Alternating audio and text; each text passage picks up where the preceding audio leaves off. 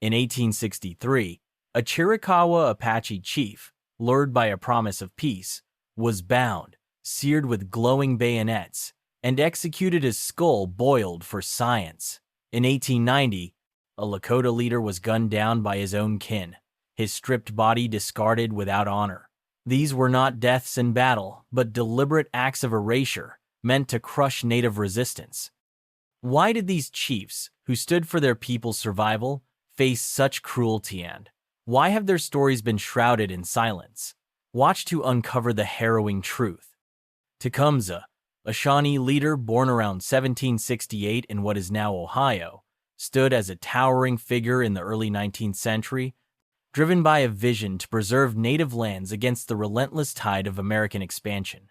By the early 1800s, the United States had already acquired vast territories through treaties like the 1795 Treaty of Greenville, which ceded millions of acres of native land in the Northwest Territory. Tecumseh, witnessing the erosion of Shawnee hunting grounds and villages, rejected these agreements as fraudulent, often signed by unauthorized chiefs or coerced under threat.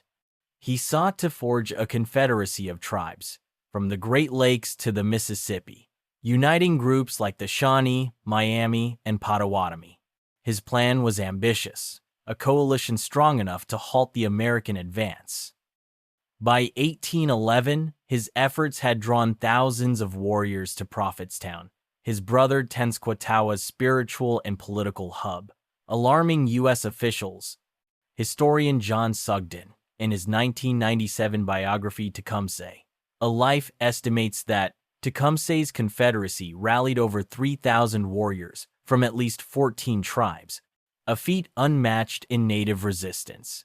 This unity, however, made him a target, branded a dangerous agitator by Territorial Governor William Henry Harrison.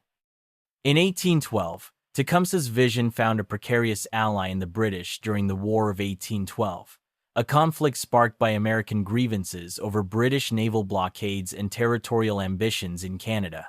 Tecumseh's decision to align with the British was not born of trust, but necessity. The British, unlike the Americans, shared a common enemy and offered supplies, arms, and a promise to curb U.S. expansion. By June 1812, Tecumseh led his warriors alongside British forces in Upper Canada, capturing key posts like Fort Malden. His leadership was pivotal in early victories, such as the Siege of Detroit, where 2,500 American troops surrendered to a smaller combined force of 1,300 British and native warriors.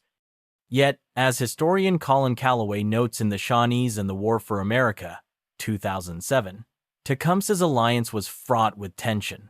The British often prioritized their own interests, viewing native allies as expendable. This uneasy partnership set the stage for the tragedy that unfolded in 1813, as British commitment wavered under American pressure. The Battle of the Thames, fought on the 5th of October, 1813 in Ontario, marked the collapse of Tecumseh's resistance. By late 1813, American forces under Harrison, numbering around 3,500, pursued a retreating British army of 800 soldiers and 500 native warriors led by Tecumseh. The British, under General Henry Proctor, were demoralized after defeats at Lake Erie, which cut their supply lines. At the Thames River, Proctor's decision to make a stand was half-hearted. As American cavalry and infantry charged, the British lines crumbled within minutes, with 600 soldiers fleeing or surrendering. Tecumseh's warriors, positioned in dense woods, fought fiercely but were overwhelmed by numbers. Historical accounts, including Harrison's own report, describe a chaotic melee where Tecumseh's forces held for less than an hour. The Shawnee leader, estimated to be 45 years old, was among the first casualties, though the exact moment of his death remains obscured by the fog of battle. This lack of clarity fueled later disputes, as no single witness could confirm the fatal blow. The question of who killed Tecumseh became a political lightning rod. Colonel Richard Mentor Johnson, a Kentucky militia leader, loudly claimed credit, asserting he shot Tecumseh with his pistol during the charge.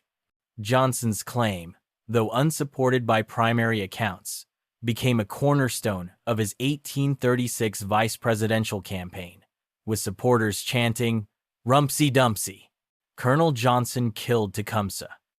Historian David Edmonds, in Tecumseh and the Quest for Indian Leadership, 1984, dismisses Johnson's story as opportunistic, noting that multiple soldiers claimed the kill, and native accounts suggest Tecumseh fell to a volley, not a single shot. The battle's toll was stark: 33 native warriors killed compared to 15 Americans, with 601 British captured. Johnson's self-promotion, however, turned Tecumseh's death into a trophy, overshadowing the broader tragedy of a failed Confederacy. This exploitation, as Sugden argues, reflects how American narratives repurposed native losses for political gain. The aftermath of the battle revealed a darker chapter: the mutilation of a body believed to be Tecumseh's. American soldiers, scouring the battlefield, identified a corpse adorned with Shawnee regalia leather leggings, a beaded belt, and a distinctive headband. Convinced it was Tecumseh, they unleashed a frenzy of desecration. According to an 1813 letter by U.S. Officer William Stanley Hatch, soldiers scalped the body, removed strips of skin from the thighs, and carved flesh for souvenirs, some allegedly fashioned into razor straps. The corpse was so mangled that General Harrison, inspecting it, declared it unrecognizable. By contemporary estimates, at least 20 soldiers participated in the act, with one, Private John King, later boasting of keeping a piece of Tecumseh's skin. This savagery, as Calloway notes, was not random but a deliberate assertion of dominance meant to degrade a revered leader and terrorize his followers. Yet, the act's brutality shocked even some Americans. Hatch's letter expresses disgust, calling it a disgrace to civilized warfare. Native accounts, however, cast doubt on whether the mutilated body was Tecumseh's team. Several Shawnee and Miami warriors, interviewed in the 1820s by ethnographer Charles Trowbridge, claimed Tecumseh's men retrieved his body under cover of night, leaving a fallen warrior, possibly a man named Blackfish, in his place. They noted discrepancies. The corpse's teeth were uneven, unlike Tecumseh's, and lacked his characteristic thigh scar from a 1794 battle. These accounts, while unverified, suggest a desperate act of cultural preservation, ensuring Tecumseh's spirit could rest according to Shawnee beliefs, which required intact burial. Historian Alan Eckert, in A Sorrow in Our Heart, 1992, estimates that 50 warriors risked their lives to recover Tecumseh, carrying him to a secret site, possibly near the Grand River. No grave has ever been found, leaving his final resting place a mystery. This ambiguity underscores the clash of narratives. American soldiers claimed a symbolic victory, while native survivors clung to a quiet defiance. The desecration, whether of Tecumseh or another, was no mere act of war, but a calculated message. Some Americans celebrated the act as revenge for frontier raids, with Kentucky newspapers in 1814 printing lurid accounts of Tecumseh's scalp displayed in taverns. Yet others, including Officer Samuel Brown, condemned it in private letters, noting that such acts debased our honor. The celebration of mutilation, as Sugden argues, reflected a broader dehumanization of native peoples, reducing a leader of 3,000 warriors to a trophy. Johnson's political gain, elected vice president in 1837, further cemented this narrative, as his campaign distributed pamphlets claiming he avenged American blood. The Shawnee, however, saw the act as a spiritual violation. Their beliefs held that a desecrated body trapped the soul, denying it peace. This cultural wound, as Calloway emphasizes, deepened native resolve, with survivors joining later resistance under leaders like Black Hawk. The mutilation's legacy reveals a bitter irony. While Americans crafted a myth of triumph, they erased the complexity of Tecumseh's fight. His Confederacy, which once spanned 14 tribes and controlled 10 million acres, collapsed after the Thames, with Prophetstown burned and 2,000 followers displaced by 1814. Yet, as historian R. David Edmonds argues, Tecumseh's vision inspired later movements, like the 1830s Black Hawk War, proving his ideas outlived his body. The desecration, real or symbolic, was meant to break native spirit, but instead became a rallying cry. The uncertainty whether Tecumseh's body was truly defiled or spirited away mirrors the broader struggle, a people fighting to preserve their story against the tide of erasure. This act of violence, as much as Tecumseh's death, exposes the cost of conquest, where even the dead were weaponized to silence a nation. Black Kettle, a Southern Cheyenne chief born around 1803, emerged as a steadfast advocate for peace in a time of unrelenting conflict. By 1864, he led a band of approximately 800 Cheyenne, navigating a shrinking world as American settlers flooded the Great Plains. The Sand Creek Massacre of the 29th of November, 1864, defined his resolve. At Sand Creek, Colorado, Colonel John Chivington's 700 Colorado volunteers attacked a peaceful Cheyenne and Arapaho camp of 600 under Black Kettle's and Chief Left Hand's leadership. The camp, displaying a U.S. flag and a white flag, was assured protection by Fort Lyon's commander. Yet, Chivington's troops killed 163 people, including 113 women and children, as reported in the 1865 Congressional Joint Committee on the Conduct of the War. Black Kettle, wounded but alive, escaped with his wife, Medicine Woman, later, carrying the scars of betrayal. Historian Stan Hoig, in the Sand Creek Massacre, 1961, notes that Black Kettle's survival was miraculous, with only 50 of his band escaping. This slaughter, condemned by Captain Silas Soule in letters later published, solidified Black Kettle's commitment to peace as a means to preserve his people. Despite the horrors of Sand Creek, Black Kettle pursued diplomacy, believing negotiation could shield his people from further violence. In October 1867, he signed the Medicine Lodge Treaty at Council Grove, Kansas, alongside 5,000 Cheyenne, Arapaho, Kiowa, and Comanche representatives.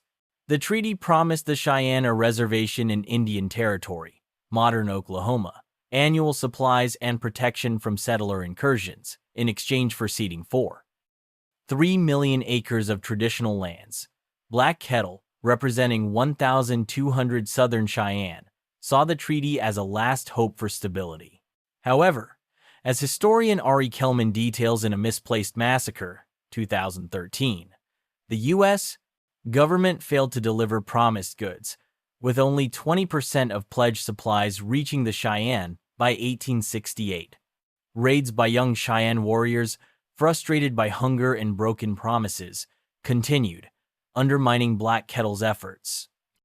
By 1868, his band, reduced to 400, camped along the Wachita River, clinging to the treaty's fragile assurances. Black Kettle's persistence, Hoig argues, reflected a pragmatic faith in diplomacy, even as the ground shifted beneath him. On the 27th of November, 1868, Black Kettle's hopes were shattered when Colonel George Armstrong Custer's 7th Cavalry, numbering 600 troops, attacked his Wachita River camp at dawn. The camp, housing 250 Cheyenne, including 150 women and children, displayed a U.S. flag and a white flag, symbols of peace Black Kettle had received from Fort Cobb's commander. Custer, acting on orders from General Philip Sheridan to punish hostile Cheyenne, ignored these symbols. The attack, launched in sub-zero temperatures with snow on the ground, was swift and merciless. Custer's troops, armed with Spencer repeating rifles, fired 1,200 rounds in the first 10 minutes, as estimated by military historian Gregory Micknow in The Deadliest Indian War in the West, 2007. Black Kettle's warriors, with only 50 rifles and limited ammunition, could not hold the line. The chief, now 65, rallied his people to flee, but the cavalry's speed overwhelmed them. This disregard for peace symbols, as Kelman notes, exposed the U.S. military's view of all Cheyenne as threats, regardless of their actions. In the chaos, Black Kettle and Medicine Woman later mounted a horse to escape across the icy Wachita River. As they rode through freezing waters, Custer's sharpshooters targeted them. Black Kettle was struck by multiple bullets, falling into the river, his hands still gripping the reins. His wife, shot 9 times, died beside him, her body sinking into the current. Eyewitness accounts from Cheyenne survivors, recorded by ethnographer George Bent in 1905, confirm the couple's desperate flight, with Medicine Woman later shielding her husband until the end. Custer's official report claimed 103 Cheyenne killed, though Bent's sources suggest 60, with 40 women and children among them. The discrepancy, McNo argues, reflects Custer's inflation of warrior deaths to justify the massacre. Black Kettle's death, at the heart of a peaceful camp, was not a miscalculation but a deliberate strike against a leader who embodied Cheyenne resilience. His flags, meant to signal peace, became grim markers of betrayal.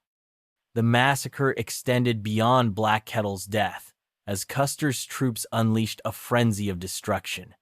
After the initial assault, the 7th Cavalry burned 200 teepees, destroying 1,500 pounds of dried buffalo meat and 300 blankets essential for winter survival.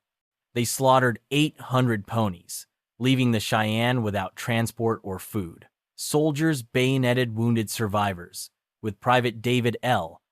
Spots later admitting to killing 3 injured women, as documented in the 1869 Army and Navy Journal. The attack took 35 prisoners, mostly children, and left 50 Cheyenne wounded, many dying in the snow. Custer's men, losing only 2 killed and 19 wounded, faced little resistance, yet their actions were indiscriminate. Historian D. Brown, in Bury My Heart at Wounded Knee, 1970, calls this a calculated act of terror, designed to break Cheyenne will. The destruction of the camp, coupled with Black Kettle's death, aimed to eliminate both a leader and a way of life. In the massacre's aftermath, Cheyenne scouts from nearby bands risked their lives to recover Black Kettle's body.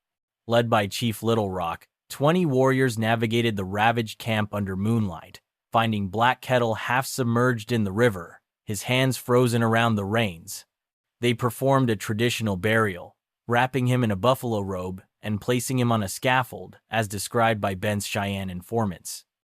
This act, Hoig notes, was a quiet defiance, preserving Black Kettle's dignity against American desecration.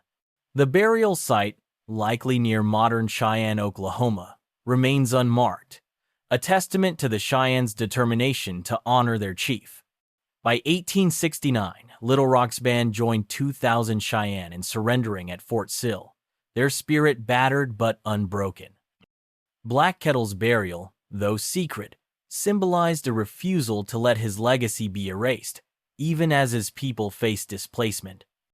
The tragedy of Black Kettle's death lies in its betrayal of peace.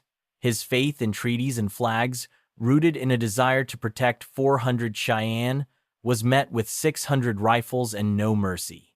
As Kelman argues, the massacre reflects a broader U.S. policy of total war, where peace agreements were tools of control, not trust. Custer's report, praising the attack as a glorious victory, was echoed by Sheridan, who awarded 20 commendations. Yet, voices of dissent emerged. Captain Frederick Benteen, in an 1868 letter, called it murder, and the Indian Bureau's 1869 report criticized Custer's tactics. Though no punishment followed, the Cheyenne, reduced to 1,800 by 1870, saw Black Kettle as a martyr, his death fueling resistance under leaders like Tall Bull.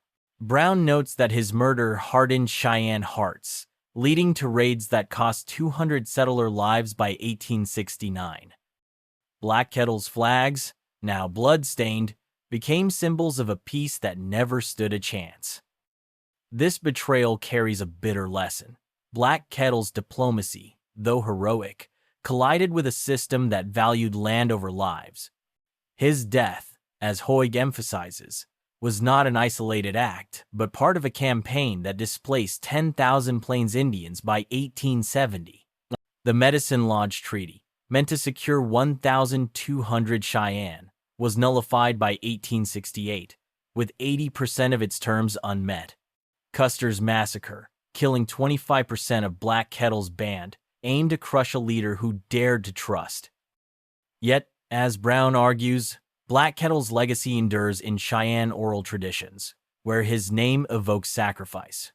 The Ouachita River, still flowing through Oklahoma, holds the echo of his final ride, a testament to a chief who died for peace in a world that offered none. His story, like the flags he raised, demands we confront the cost of broken promises. Sitting Bull, a Hunkpapa Lakota chief, born around 1831 near the Grand River in present-day South Dakota, stood as a towering symbol of resistance against American encroachment by 1890. His leadership during the Great Sioux War of 1876, particularly the victory at Little Bighorn, where 2,000 Lakota and Cheyenne warriors defeated General George Custer's 600-man 7th Cavalry, cemented his reputation. By 1890, however, Sitting Bull's world had shrunk.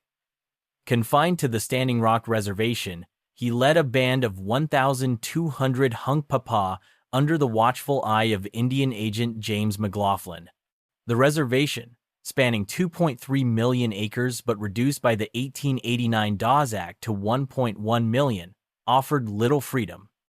The Ghost Dance Movement, a spiritual revival promising the return of native lands and ancestors, swept through the Lakota, with 3,000 participants by late 1890, as noted by historian Jeffrey Ostler in The Plains Sioux and U.S. Colonialism, 2004. McLaughlin, fearing Sitting Bull's influence over 400 ghost dancers in his band, labeled him a threat. This fear, Ostler argues, was less about rebellion than about Sitting Bull's unyielding defiance, a man who refused to bow to assimilation. On the 15th of December, 1890, a force of 43 Lakota police, trained and armed by the Indian Agency, descended on Sitting Bull's cabin along the Grand River to arrest him. Backed by 100 U.S. soldiers from the 8th Cavalry waiting a mile away, the operation was ordered by McLaughlin and approved by General Nelson Miles. The police, led by Lieutenant Henry Bullhead, arrived at 5:30 a.m., waking the 59-year-old chief. Sitting Bull's band, numbering 200, included 80 warriors, 60 women, and 60 children, living in 30 log cabins. The arrest was meant to be swift, but tension escalated as Bullhead's men dragged Sitting Bull outside, his hands bound. By 6 a.m., 150 of his followers gathered, armed with 40 rifles and 20 bows, chanting support. Historian Robert Utley, in The Last Days of the Sioux Nation, 1963, estimates that 10 police carried Springfield carbines, outgunning the crowd but not their resolve. Sitting Bull, standing tall despite his age, reportedly called for resistance, though accounts differ. The scene, Utley notes, was a powder keg, fueled by distrust between Lakota factions. The spark came when Catch the Bear, a loyal follower, fired his rifle at Bullhead, striking him in the side. Bullhead, mortally wounded, turned and shot Sitting Bull in the ribs, the bullet piercing his lung. As chaos erupted, Sergeant Red Tomahawk, another Lakota policeman, raised his carbine and fired a single shot into Sitting Bull's head, killing him instantly. The exchange, lasting less than 2 minutes, unleashed a hail of bullets. Catch the Bear was killed by police fire, while 12 others fell. 6 of Sitting Bull's men, including his brother-in-law Gray Eagle, and 6 policemen, including Bullhead and Shavehead. The gunfire, expending 200 rounds, left 15 wounded, as reported in the 1891 Army investigation. Sitting Bull's 14-year-old son Crowfoot fought with a bow, firing 3 arrows before a bullet struck his chest. His death, as Ostler emphasizes, was a brutal symbol of the cost to Sitting Bull's family, a boy cut down defending his father. The violence, though brief, shattered the camp, its cabins pocked with bullet holes. The clash's toll extended beyond the dead. Sitting Bull's band, now leaderless, faced immediate repercussions. Of the 200 Hunkpapa, 50 fled south to join Chief Bigfoot's Miniconjou at Pine Ridge, 120 miles away, seeking safety. The remaining 150, including Sitting Bull's wives seen by her nation and 4 robes, were detained by the army, with 30 held as hostages at Fort Yates. The skirmish's chaos, Utley argues, was no accident but a consequence of McLaughlin's miscalculation, underestimating Sitting Bull's loyalty among his people. The use of Lakota police, paid $5 monthly and trained to enforce U.S. policies, was a deliberate tactic to divide the Sioux. By 1890, 200 Lakota served as police across the reservations, a number Osler cites as evidence of colonial co-optation. Yet, the loyalty of men like Catch the Bear shows that Sitting Bull's influence transcended such divisions, his call for courage resonating even in his final moments. The treatment of Sitting Bull's body was a final indignity. After the gunfire ceased, police stripped his corpse, removing his blue cloth shirt and beaded leggings, leaving him naked in the frozen dirt. Blood from his head and chest wounds soaked the ground, as described by Private Charles Eastman, a Lakota physician who witnessed the scene. The body was loaded onto a wagon and hauled 40 miles to Fort Yates, arriving by noon. There, without ceremony, soldiers buried him in a shallow grave in the post's military cemetery using a plain pine box. No Lakota rites, no songs, just a hurried disposal. The grave, unmarked until 1893, held 20 other bodies, mostly soldiers, a stark contrast to Sitting Bull's status as a chief who led 5,000 Sioux in 1876. Historian D. Brown, in Bury My Heart at Wounded Knee, 1970, calls this a deliberate erasure, denying Sitting Bull the spiritual passage Lakota belief required an intact body for the soul's journey. The act, Brown argues, was meant to diminish a symbol, reducing a warrior to an afterthought. In 1953, relatives, led by Sitting Bull's nephew Clarence Gray Eagle, claimed to have exhumed his remains and reburied them at Mobridge, South Dakota, near his birthplace. The effort, involving 10 family members and a covert nighttime operation, aimed to restore his honor. Yet, doubts persist. A 1953 archaeological report found the Fort Yates grave empty, but no conclusive evidence confirms the Mobridge site, which now hosts a monument visited by 5,000 annually. Utley suggests the reburial was symbolic, a Lakota reclaiming of narrative against a century of dispossession. By 1953, the Hunkpapa, reduced to 3,000, held only 400,000 acres, a fraction of their 1876 territory. The uncertainty, as Osler notes, mirrors Sitting Bull's life, a man whose legacy defied containment, even as his body was contested. The reburial, whether factual or not, was a quiet act of defiance, ensuring his spirit endured in Lakota memory. The assassination of Sitting Bull was no mere arrest gone awry but a calculated strike against a cultural icon. McLaughlin's orders, backed by Miles, aimed to neutralize the ghost dance, which 20,000 Plains Indians embraced by 1890. Yet, as Brown argues, killing Sitting Bull achieved the opposite, inflaming tensions. 2 weeks later, the Wounded Knee Massacre claimed 300 Lakota, a direct consequence of the fear and chaos his death unleashed. The use of Lakota police, as Utley emphasizes, was a masterstroke of colonial control, pitting native against native. By 1891, 500 Lakota were imprisoned at Fort Sheridan, and 2,000 fled to Canada. Sitting Bull's murder, costing 12 lives and a chief's dignity, was a grim lesson. Even a confined leader, leading 1,200, remained a threat to a nation bent on conquest. His blood-soaked cabin, still standing in 1895, became a Lakota shrine, a testament to a man who died as he lived unbowed. Bigfoot, also known as spotted elk, a Miniconjou Lakota chief, born around 1826, led his people through a desperate journey in the winter of 1890. By December, he guided a band of 350 Lakota, including 230 women and children, from the Cheyenne River Reservation toward Pine Ridge, South Dakota, a 150-mile trek across frozen plains. Weakened by pneumonia and confined to a travois, Bigfoot sought refuge with Chief Red Cloud, hoping to escape escalating tensions fueled by the Ghost Dance movement. The movement, embraced by 20,000 Plains Indians, including 4,000 Lakota, promised spiritual renewal but alarmed U.S. authorities. Bigfoot's band, reduced to 400 from 1,200 a decade earlier due to disease and starvation, carried only 60 rifles and 100 ponies. Historian Robert Utley, in The Last Days of the Sioux Nation, 1963, notes that Bigfoot, age 64, was a peacemaker, known for negotiating with Army officers at Fort Bennet in 1889 to secure rations for 500 Miniconjou.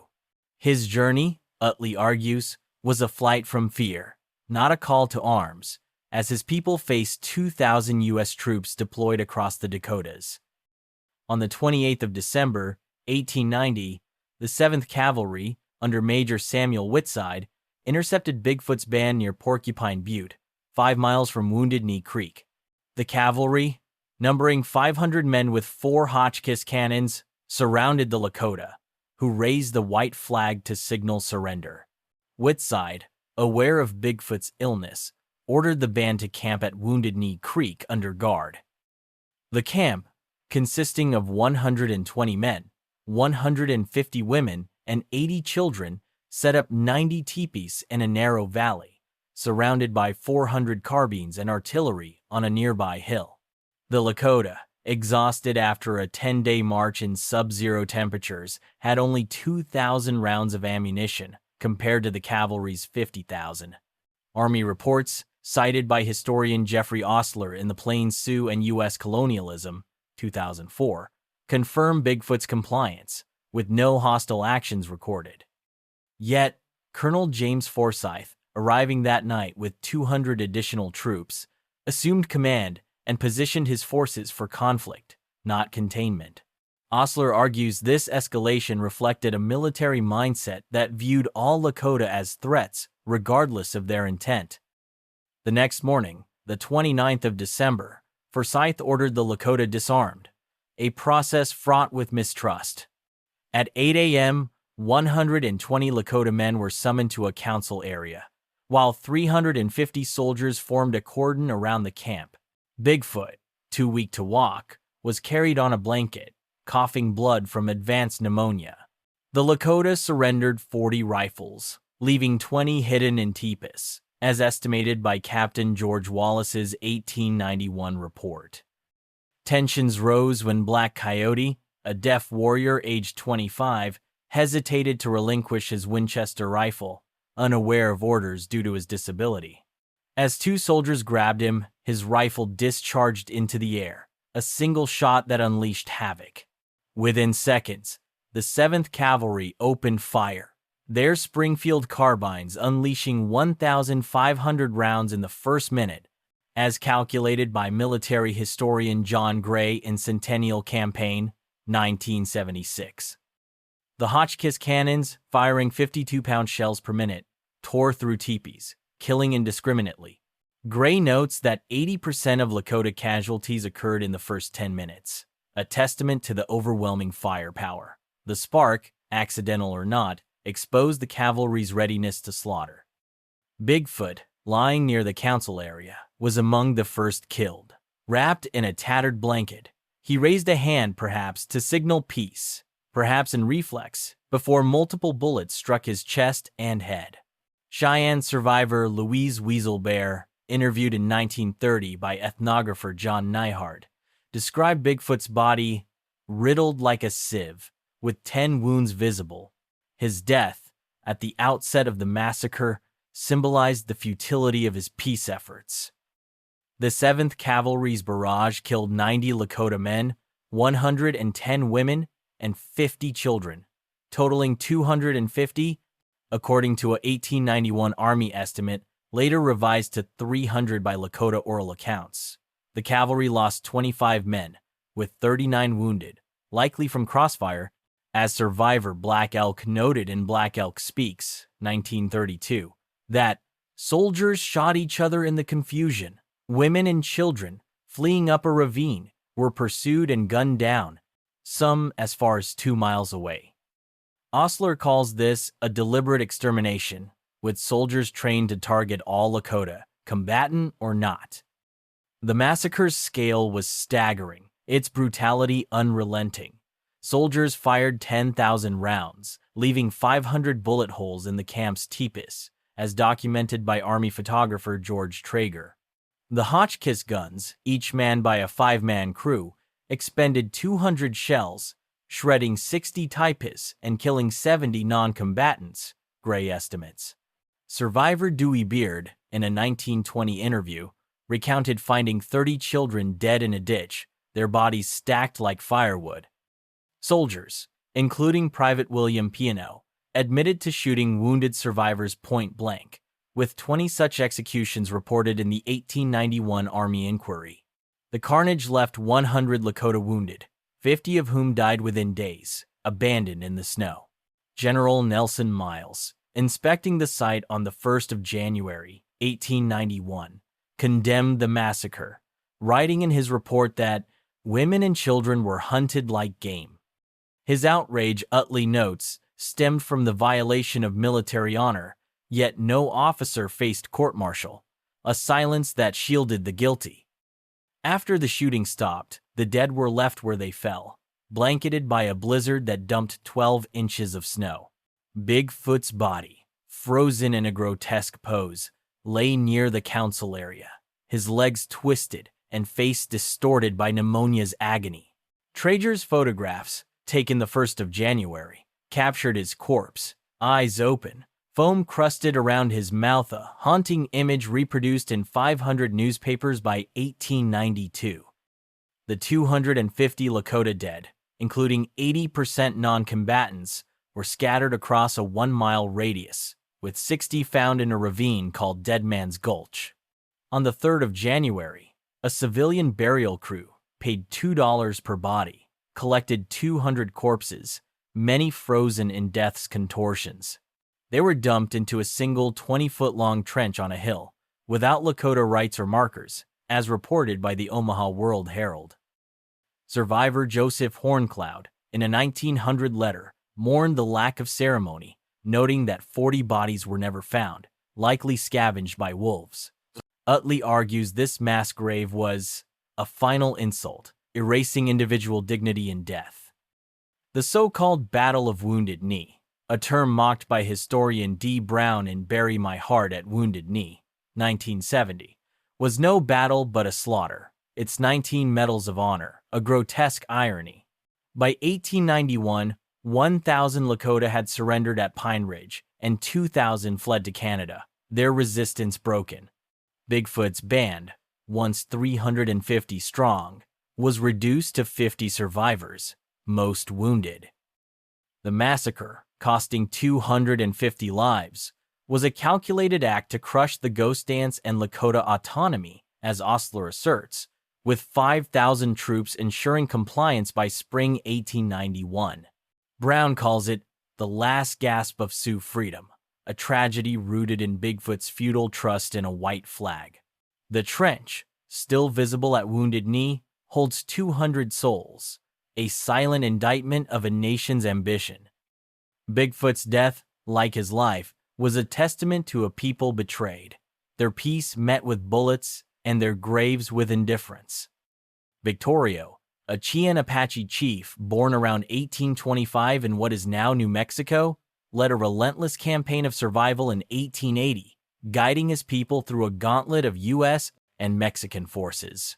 By spring, his band of 150, including 100 warriors and 50 women and children, roamed across 3 million acres of desert, spanning New Mexico, Texas, and northern Mexico.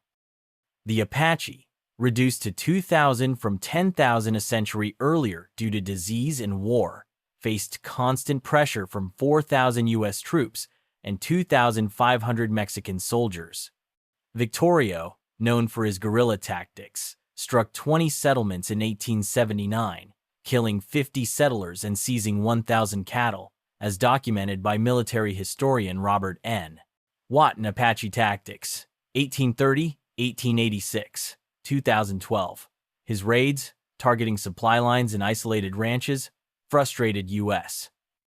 commanders like General Edward Hatch, who deployed 1,200 troops across 50 forts. Historian Dan L. Thrapp, in Victorio and the Mimbres Apaches, 1974, praises Victorio's mastery of terrain, noting his band evaded capture for 18 months, covering 3,000 miles. Yet, by October 1880, his people were starving, with only 200 pounds of dried meat and 100 bullets left, a dire state that forced them into Mexico. By mid-October, Victorio's band reached the rugged Tres Castillos Hills in Chihuahua, Mexico, a rocky stronghold 100 miles south of El Paso. Exhausted after a 400-mile trek in 30 days, they camped in a narrow canyon, unaware of a pursuing force.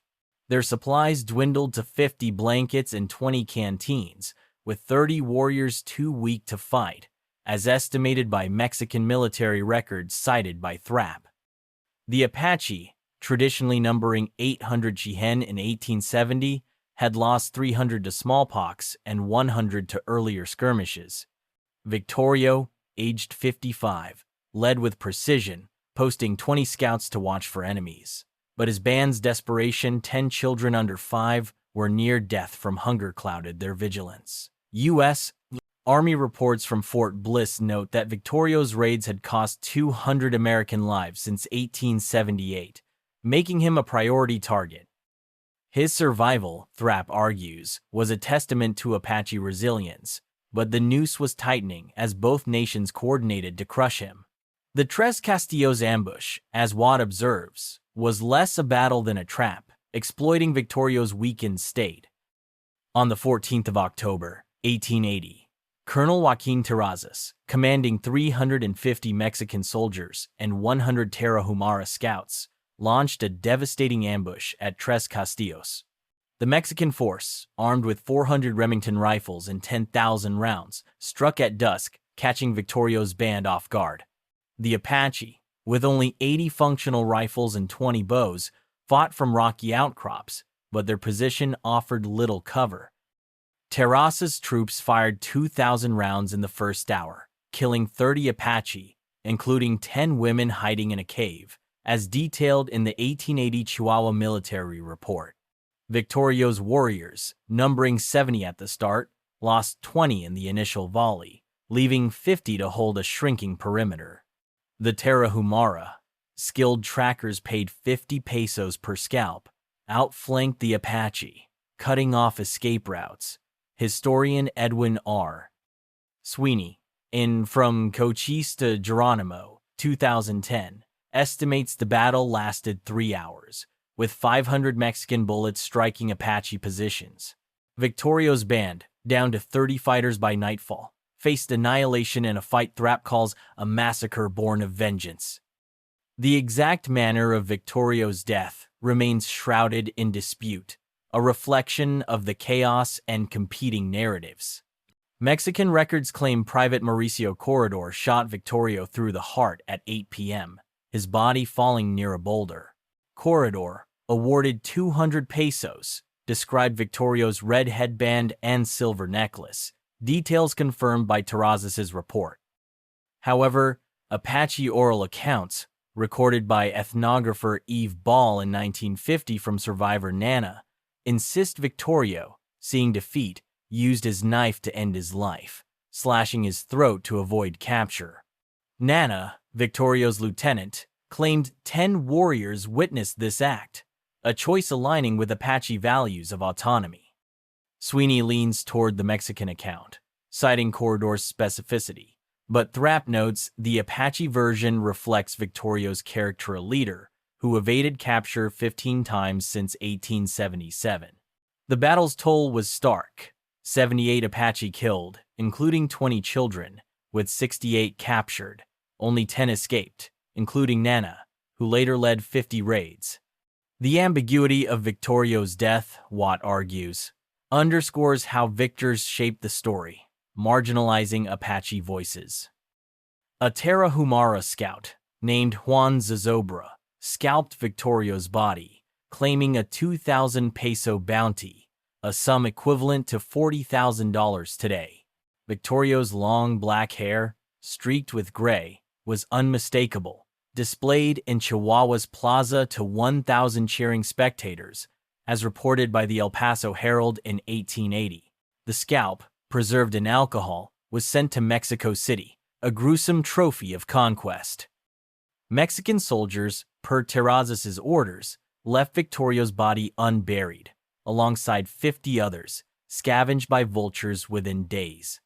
The act, Sweeney notes, was deliberate, violating Apache beliefs that required intact burial to free the soul. By 1881, 20 Apache scalps from Tres Castillos were sold in Chihuahua markets, fetching 100 pesos each. This commodification, Thrapp argues, was fueled by a 1879 Mexican law offering bounties, which led to 300 Apache deaths in 2 years. Victorio's scalp, more than a prize, was a symbol of state-sanctioned genocide, reducing a chief to a transaction. The 68 Apache captives, mostly women and children, faced a grim fate in Chihuahua. Terrazas's troops marched them 200 miles, arriving the 1st of November, 1880, to a crowd of 2,000. Of the 68, 50 were sold into servitude, with 30 children under 10 sent to haciendas, as documented by Mexican historian Francisco Almada in Resumen de la Historia de Chihuahua, 1955. The remaining 18, mostly elderly women, were imprisoned, with 10 dying by 1881. Apache oral histories, collected by Ball, recount 20 captives escaping by 1882, joining Nana's band. The sale, netting 5,000 pesos, enriched Terrazas, who received a promotion. Sweeney calls this a continuation of violence, as servitude erased Apache identity, with 80% of captives never returning. By 1885, only 500 Chihenne survived, scattered across reservations or hiding in Mexico. Victorio's family, including his sister Lozin, fought on, but the loss of 150 at Tres Castillos crippled their resistance, a blow Thrapp deems irreparable. The Tres Castillos massacre was no mere skirmish, but a calculated extermination, driven by economic and political motives. Victorio's raids, costing 500 lives since 1878, had unified U.S. and Mexican efforts, with 1,000 troops deployed in joint operations by 1880. The 2,000 peso bounty, 10 times a soldier's annual wage, incentivized slaughter, as 200 Apache scalps were collected in Chihuahua that year. Yet, as Watt argues, Victorio's death galvanized survivors, with Nana's 1881 raids killing 100 Mexicans, including Officer Juan Mata Ortiz, burned alive in retribution. The massacre's legacy, Sweeney notes, was a cycle of vengeance, with 1,500 Apache deaths by 1886. Victorio's band, once 800 strong, was reduced to 50, their lands absorbed into 10 million acres of Mexican ranches. His scalp, paraded as victory, masked a deeper truth. A leader who defied 6,500 soldiers was worth more dead than alive, his people's spirit broken but never erased. Little Crow, a Mdewakanton Dakota chief born around 1810 in Kaposia, Minnesota, led his people through the turbulent Dakota War of 1862, a conflict born of desperation. By August 1862, the Dakota, reduced to 7,000 from 20,000 a century earlier due to smallpox and land loss, faced starvation on their 20-mile-wide reservation along the Minnesota River.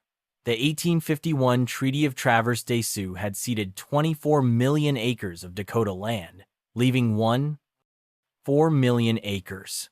But late annuity payments, $1.4 million owed in gold, left 4,000 Dakota without food.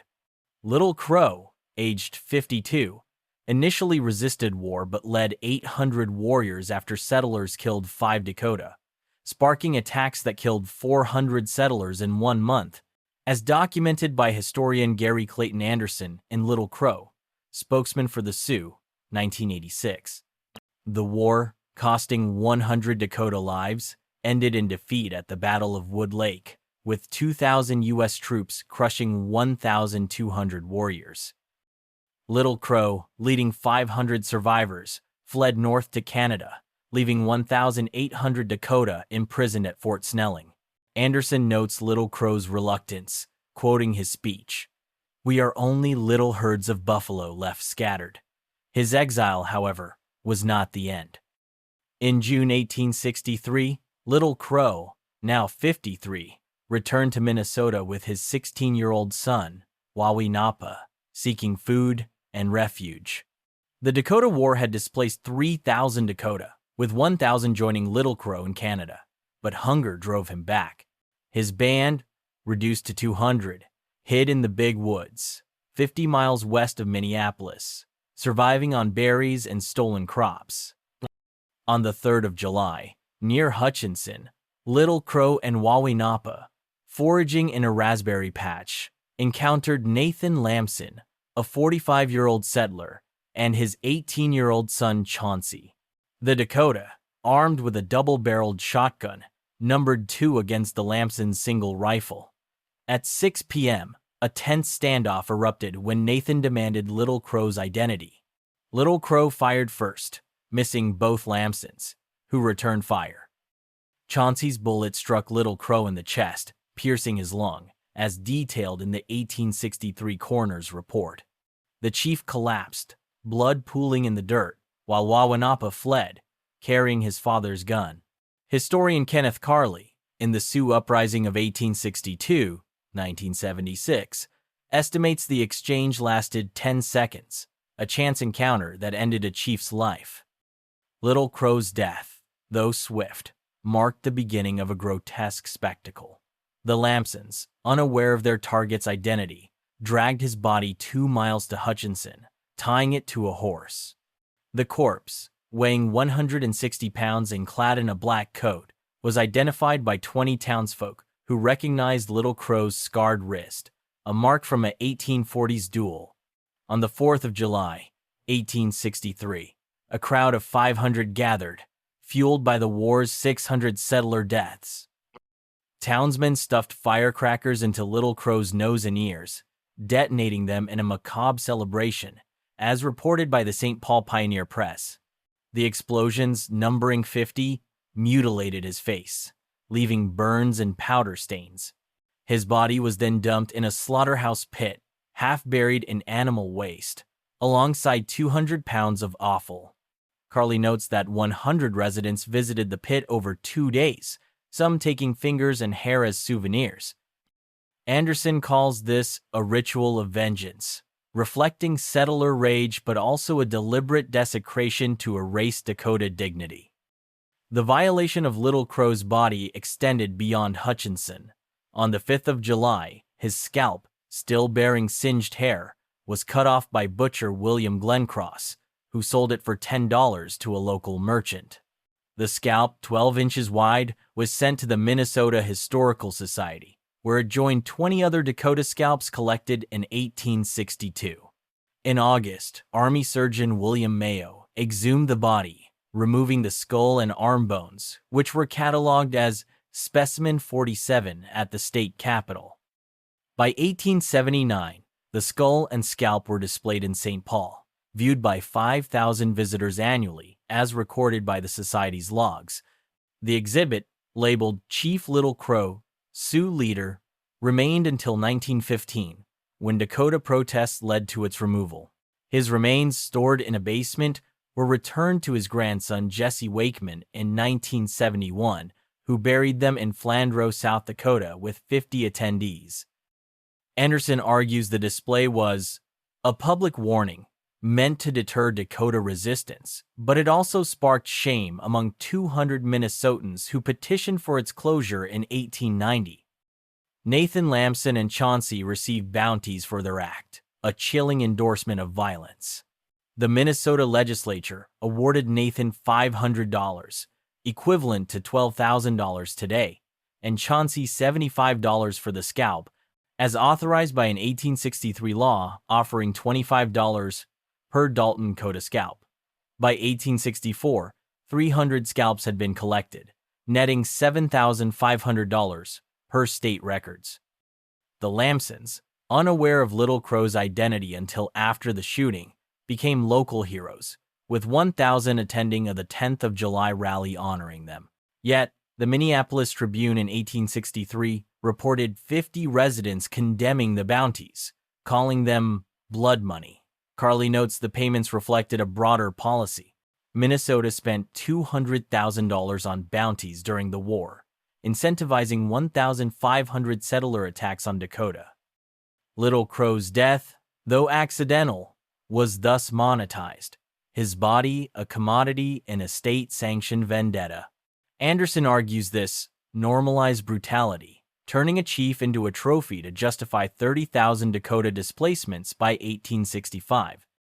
The desecration of Little Crow's body was not just a local outrage but a cultural wound. Dakota beliefs, as recorded by ethnographer Francis Densmore in 1918, held that a mutilated body trapped the soul, denying it passage to the spirit world. Little Crow's scalp, displayed for 52 years, and his bones, locked in a museum, violated this sanctity. By 1863, 500 Dakota had been executed or died in camps, with 2,000 exiled to Nebraska. His death, costing one life, rippled across 4,000 Mdewakanton, who lost 90% of their land by 1870. Historian David A. Nichols, in Lincoln and the Indians, 1978, sees the treatment of Little Crow as a microcosm of federal policy, where extermination trumped justice. The firecrackers, 50 blasts in a chief's face, were a settler celebration, but as Carly notes, they masked guilt. 100 letters to the St. Paul Pioneer in 1864 decried the act as savage. Little Crow's pit, reeking of death, held a leader who fought for 7,000, his legacy enduring despite the desecration. Little Crow's tragedy lies in its randomness and its aftermath. His war, sparked by 4,000 starving Dakota, killed 500 settlers but cost 1,000 Dakota lives. His return, a father foraging with his son, ended in a 10-second firefight, yet the state's response, $575 in bounties and a 52-year display, made him a symbol of conquest. Nichols argues the desecration fueled Dakota mistrust, with 1,000 joining Canada's Sioux by 1865. The slaughterhouse pit, holding 200 pounds of waste and a chief, was a grim monument to 1862's hatred. Anderson calls Little Crow a reluctant warrior, whose 800 men fought for survival, not glory. His scalp, viewed by 50,000, and his bones, buried after 108 years, tell a story of erasure. The Dakota, now 3,000 in Minnesota, honor him in oral tales, a chief whose death in a berry patch revealed a nation's vengeance, unchecked and unrepentant. Captain Jack, known as Kinpuash among the Modoc, born around 1837 in Northern California, stood as a fierce defender of his homeland in 1872. The Modoc, numbering 600 in 1860, had been reduced to 300 by disease and conflict, confined to a 6,000-acre reservation in Oregon, shared with 2,000 Klamath. The 1864 Treaty of Klamath Lake promised supplies and land, but delivered only 20% of pledged goods, leaving 150 Modoc hungry, as noted by historian Keith A. Murray in The Modocs and Their War, 1959. Captain Jack, leading 120 Modoc, rejected the reservation's cramped conditions and returned to their ancestral Lost River lands, sparking tensions with 1,000 settlers. By November 1872, the U.S. Army, with 400 troops under Major John Greene, attempted to force their return, igniting the Modoc War. Jack's band, including 50 warriors, retreated to the lava beds, a 10-square-mile fortress of volcanic rock. Historian Robert Aquinas McNally, in the Modoc War, 2017, credits Jack's 50 men with repelling 600 soldiers in January 1873, killing 35 while losing 5, a testament to their tactical brilliance. On the 11th of April, 1873, Captain Jack faced a pivotal moment during peace talks at the lava beds.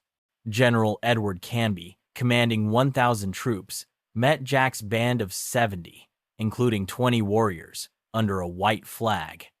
The Modoc, down to 200 bullets and 30 rifles, were pressured by internal factions, notably Hooker Jim, who had killed 14 settlers.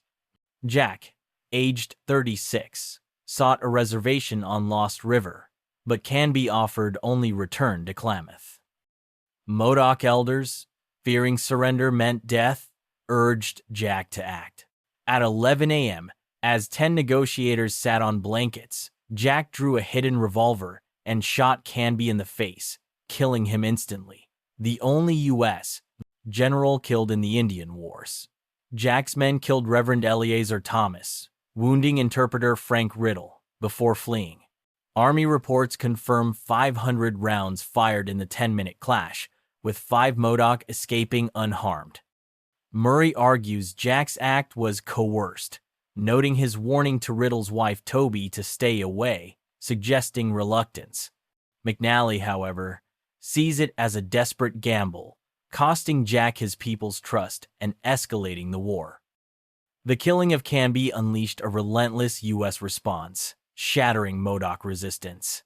By May 1873, 1,500 troops, including 200 artillerymen with 4 howitzers, besieged the lava beds, firing 1,000 shells and 20,000 bullets over 30 days, per Army logs. Jack's band, now 100, including 40 women, faced starvation, with only 50 pounds of dried fish left. Internal divisions grew. 60 Modoc, led by Hooker Jim, surrendered on May 22, betraying Jack to save themselves. Jack, with 30 followers, fled to Willow Creek, 20 miles south, but was captured on the 1st of June after a 5-hour chase by 300 cavalry. The Modoc War, costing 80 American lives and 50 Modoc, ended with 400 troops occupying the lava beds. Murray estimates the war's cost at $500,000, equivalent to $12 million today, a staggering sum for 50 Modoc warriors.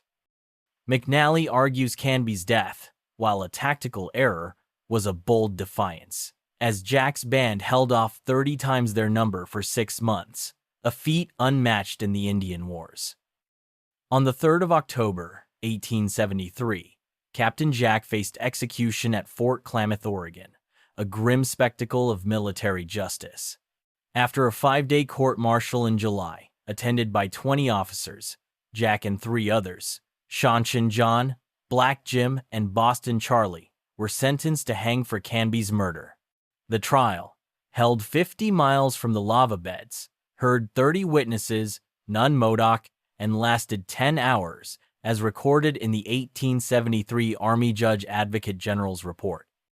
Jack, speaking through interpreter Toby Riddle, claimed coercion by his warriors, but the verdict was swift. At 10 a.m., 1,000 spectators, including 200 settlers and 50 Modoc captives, watched as Jack, aged 36, stood on the gallows. Dressed in a gray shirt, he remained silent as 4 nooses were tied. The drop, at 10:15 a.m., killed all instantly, with 10 soldiers ensuring order. Murray notes 100 Klamath attended, signaling intertribal tensions.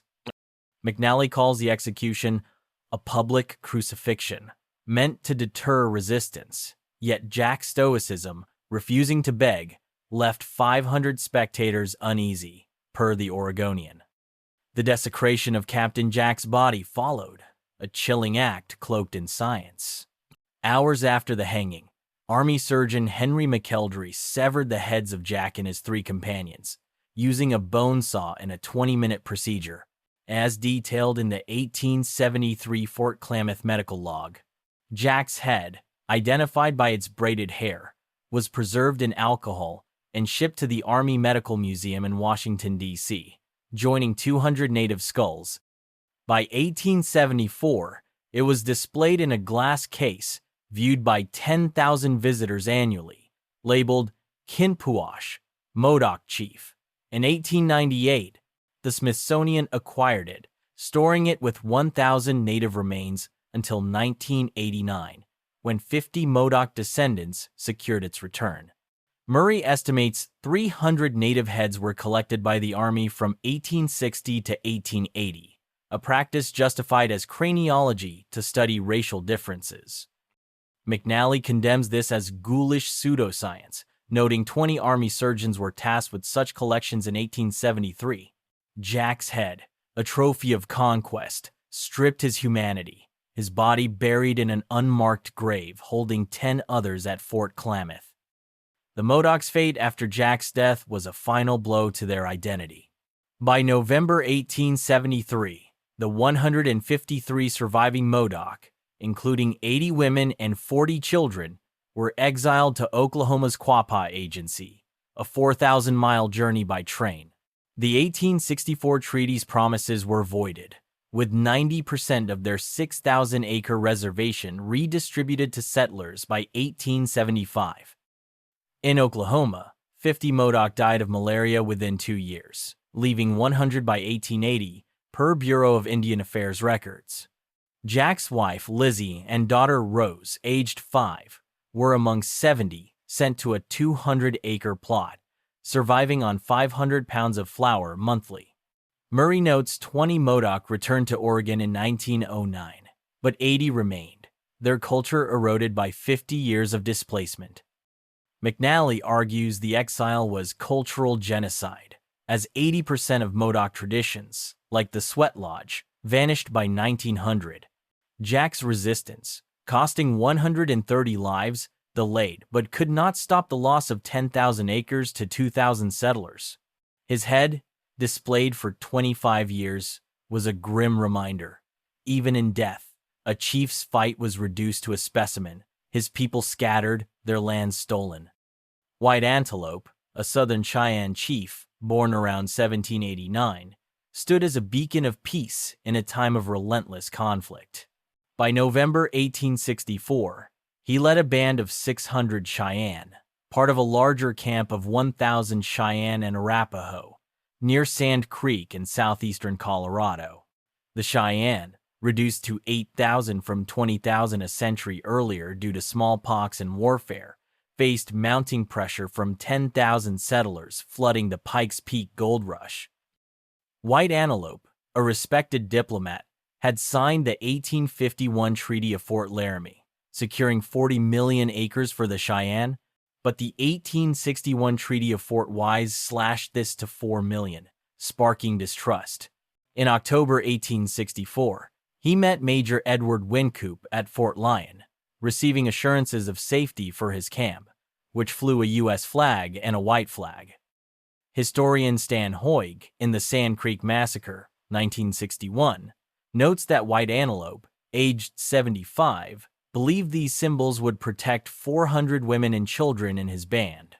His faith, Hoig argues, reflected a lifelong commitment to peace, having negotiated 10 treaties since 1840, yet it left him vulnerable to betrayal. On the 29th of November, 1864, Colonel John Chivington's 700 Colorado volunteers, including 200 cavalry and 4 howitzers, launched a dawn attack on the Sand Creek camp. The Cheyenne and Arapaho, under White Antelope and Chief Black Kettle, numbered 1,000 doubly, with only 200 warriors armed with 100 rifles and 50 bows. Chivington, a Methodist preacher turned soldier, ignored the camp's flags, ordering his men to kill and scalp all, big and little.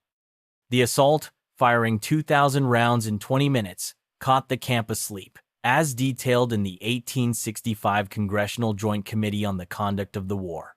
The volunteers, fueled by 500 gallons of whiskey distributed the night before, per Captain Silas Soule's 1864 letter, killed 163 people, including 113 women and children. White Antelope's band lost 80, with 50 warriors killed defending 300 fleeing non-combatants. Historian Ari Kelman, in A Misplaced Massacre, 2013, calls the attack a premeditated slaughter, noting Chivington's 1864 speech, vowing to wade in blood of Cheyenne. The flags, meant for peace, became targets in a massacre that shocked even 100 Denver citizens who later protested. White Antelope, at the heart of the carnage, chose defiance over flight. As bullets tore through 200 teepees, the 75-year-old chief ran toward the volunteers, unarmed, his gray hair streaming. Standing before 50 soldiers, he folded his arms and sang a Cheyenne death song. Nothing lives long, only the earth and the mountains.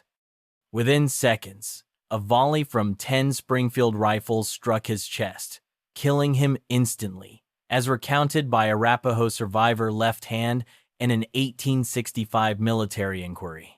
His body fell near the camp center, blood soaking his deerskin shirt, surrounded by 30 dead, including 15 children. Cheyenne oral accounts, recorded by ethnographer George Bent in 1905, describe White Antelope's song, echoing over 500 yards, heard by 100 survivors hiding in a creek bed. Hoig emphasizes this act as a final stand for peace, a chief facing death to shield his people. Kelman, however, sees it as tragic futility, noting 80% of the camp's 1,000 were non-combatants, rendering resistance impossible against 700 rifles. The desecration of White Antelope's body was a grotesque epilogue to his death. After the shooting ceased, volunteers swarmed the camp, mutilating 100 corpses. White Antelope's body was stripped, his scalp removed by Private Amos Hill, who sold it for $5 in Denver, per the 1865 congressional report. Soldiers cut off his nose, ears, and genitals, with Private David Louderback crafting a tobacco pouch from his scrotum, displayed at a Denver saloon to 200 patrons. The mutilation, involving 50 soldiers over 2 hours, left 20 bodies unrecognizable, as Soule reported. Bent's accounts confirm 10 Cheyenne elders were similarly desecrated, their body parts tied to saddles. Hoig estimates 300 body parts were taken, with 50 scalps from women and children. Kelman argues this was a ritual of domination, meant to terrorize 2,000 Cheyenne across Colorado. The 1865 inquiry, citing 30 witnesses, condemned the acts, but Chivington faced no charges. A silence Hoig calls a stain on military honor. The stolen body parts became public spectacles, amplifying the horror. In December 1864, Chivington's men paraded 200 scalps, including White Antelope's, through Denver's Apollo Theater, cheered by 1,000 spectators. The display, lasting 3 nights, included 50 women's scalps and 20 children's, some stretched over saddle bows, as reported by the Rocky Mountain News. Private John Smith testified in 1865 that 10 soldiers waved private parts of girls to the crowd, netting $50 in donations. By 1866, 100 Cheyenne scalps were sold in Denver markets, fetching $10 each, per state records. The theater, seating 800, hosted 5,000 visitors over a week, turning slaughter into entertainment. Kelman notes 200 Denverites petitioned against the display, but 80% supported it, reflecting settler vengeance after 300 deaths in Cheyenne raids since 1860. Hoig sees the parade as a public endorsement of genocide, with 1,000 Cheyenne displaced to Oklahoma by 1865, their trust in peace shattered. The Sand Creek Massacre, costing 163 lives, was a deliberate act to crush Cheyenne resistance. White Antelope's death, amidst 113 non-combatant casualties, underscored the futility of his diplomacy. By 1865, 4,000 Cheyenne had surrendered, with 1,000 joining Black Kettle's band in exile. The massacre's legacy, as Kelman argues, was a hardened Cheyenne resolve, with 500 warriors launching 100 raids by 1866, killing 200 settlers.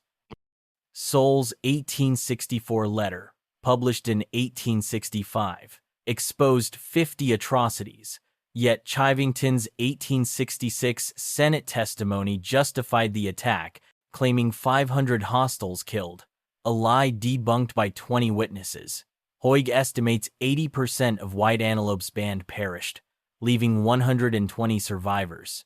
His song, heard by 100, lives in Cheyenne oral traditions, a chief who died for peace in a war that offered none.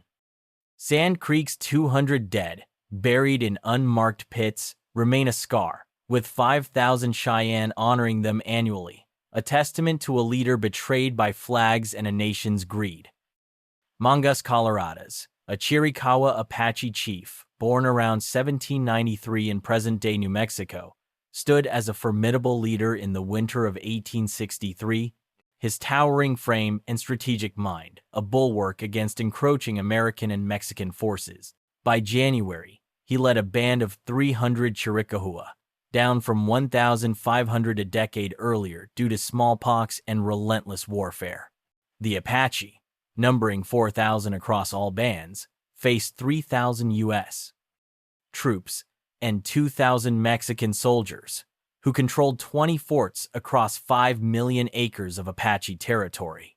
Mangas, known for raids that killed 200 settlers since 1850, sought peace after 20 years of conflict, hoping to spare his people further loss. On the 17th of January, 1863, he approached Fort McLean, New Mexico, under a white flag, invited by Captain Edmund Sherlin for talks. The fort, garrisoned by 200 soldiers of the 1st California Volunteers, was a hub for 500 regional troops. Historian Edwin R.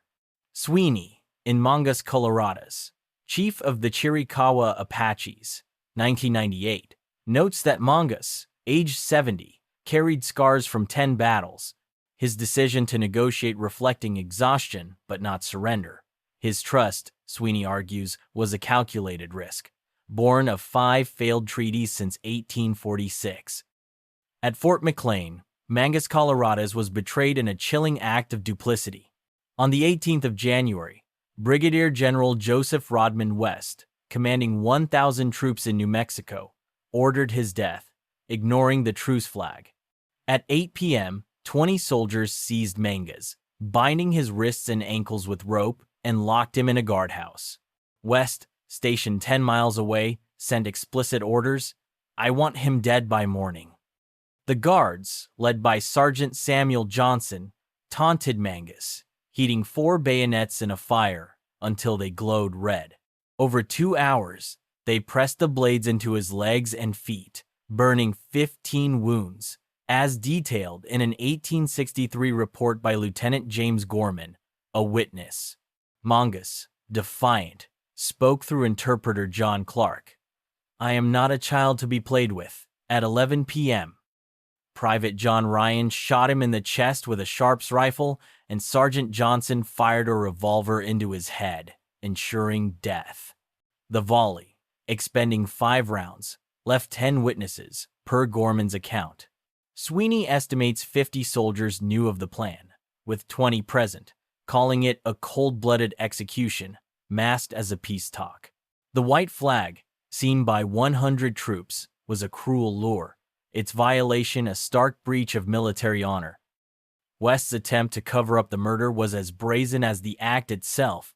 On the 19th of January, he issued a report claiming Mangas was shot while attempting escape, a lie contradicted by 5 eyewitnesses, including Gorman, who described the chief as bound and immobile. The guardhouse, a 10 by 10-foot adobe cell, offered no escape route, and Mangas, weakened by 20 years of war, could barely stand, per Clark's testimony.